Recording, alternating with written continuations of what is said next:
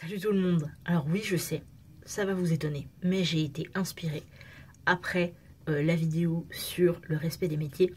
Je voulais vous faire une petite vidéo sur une réflexion dans le monde de YouTube. En gros, est-ce qu'il faut systématiquement écrire ces vidéos pour être crédible? Je m'explique.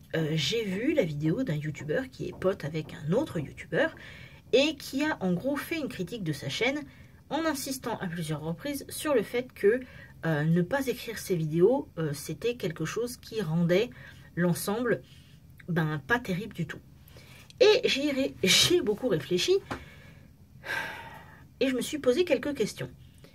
Et je pense que vous savez pourquoi.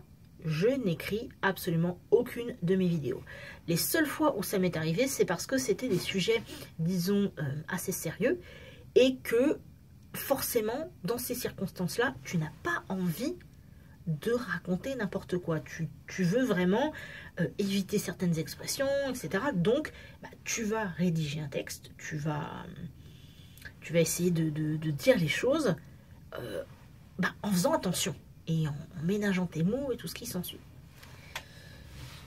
Et là, je me dis, mais du coup, est-ce qu'il ne faudrait pas que je m'y mette un peu plus?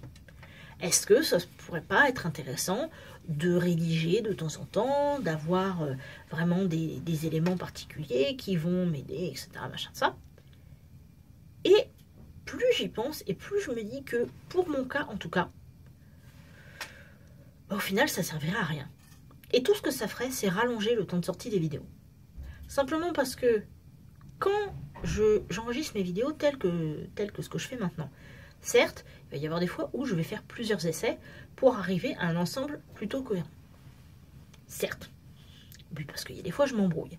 Il y a même des fois où je vais commencer une vidéo et au bout de 10 secondes, j'arrête parce que je prononce mal un mot, ou etc.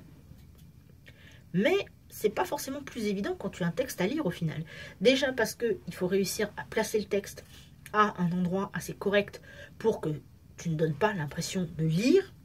Et puis en plus de ça, le débit de parole, le côté naturel, ça correspond pas forcément à tout le monde. Je veux dire, j'ai connu au moins 2 youtubeurs que je ne nommerai pas parce que j'ai pas envie de leur faire de la pub, mais de toute façon ils n'en ont pas besoin, ils ont des milliers d'abonnés de plus que moi. Mais il y en a un, au départ, j'ai pensé qu'il avait simplement un ton un peu étrange, mais au final, c'est juste que toutes ces vidéos étaient complètement rédigées. Et le problème, c'est que ça se sentait parce que la manière de parler était assez figée et pas vivante au final. Et il y en a un autre, mais alors c'était encore pire, parce que là, ça faisait carrément creepy. Limite, le mec, tu le voyais, tu flippais. Parce qu'il y avait un sentiment de malaise, de mauvais jeu, ou peut-être de surjeu assumé, j'en sais rien. Mais sentiment d'inconfort total sur cette chaîne. Donc, moi, ce que j'aimerais surtout faire passer comme message vis-à-vis de ça, et effectivement, c'est un avis purement personnel, mais après tout, j'ai le droit de l'exprimer, donc pourquoi pas, n'allez pas vous enfermer dans une technique particulière pour faire vos vidéos sous prétexte que un tel a plus d'abonnés, il a fait comme ça et ça marche, ou un tel pense comme ça, donc faites comme ça. Pour YouTube, c'est tout simple. Ce qui est important par rapport à la mise en place des vidéos, c'est ce avec quoi vous êtes confortable. Si le fait d'écrire un texte complet ou d'avoir des simples notes pour vous rappeler ce dont vous devez parler est important, et bien si c'est important pour vous, faites-le. C'est aussi simple que ça. Si par contre vous êtes plus à l'aise avec le fait de procéder un petit peu comme moi finalement, où vous élaborez une idée, éventuellement vous répétez l'idée 2-3 fois en vous parlant tout seul dans votre chambre, je sais pas.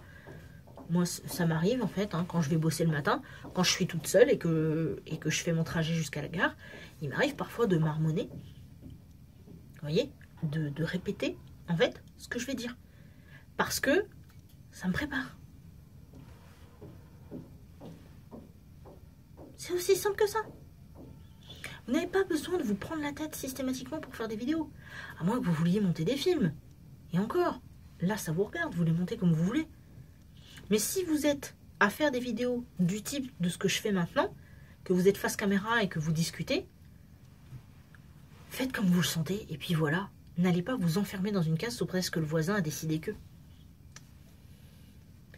Et moi, je vous avouerai que plus je vois ce genre de vidéos qui critiquent les autres et qui parlent de rédiger, que ceci, cela, bah plus j'ai envie de continuer comme je fais maintenant.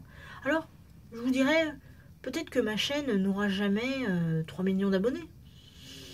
Ok, peut-être que j'ai envie d'augmenter ma base d'abonnés pour pouvoir faire passer plus de messages, certes. Mais j'ai pas envie de la faire au détriment de certaines valeurs. C'est-à-dire que vous aurez toujours des vidéos où je suis complètement naturelle. Bon, là, ça compte pas parce que je suis au boulot, en fait. Donc, je fais comme je dois faire au niveau de mon boulot. Mais, parfois, ce sera la vidéo avec ma webcam. Et puis, il y aura un peu de bordel derrière parce que j'ai pas fini mon déménagement. Parfois, ah oui, désolé, j'ai laissé un vêtement par terre. Alors que, oulala, c'est pour une vidéo. Je vais pas m'amuser à aseptiser mon environnement et à aseptiser mes vidéos simplement pour le plaisir de faire beaucoup plus joli. Alors certes, il faut s'adapter à la culture YouTube, et c'est quelque chose d'important, dans une certaine mesure, mais j'ai pas envie de me bloquer, en fait. J'ai pas envie de me soumettre. Je transmets un message, vous l'écoutez si vous voulez, et basta. Voilà. N'hésitez pas à vous abonner et à partager. Je crois que je vais essayer de le faire de manière troll à chaque fois maintenant. Et puis, plus on est de fous, plus on rit.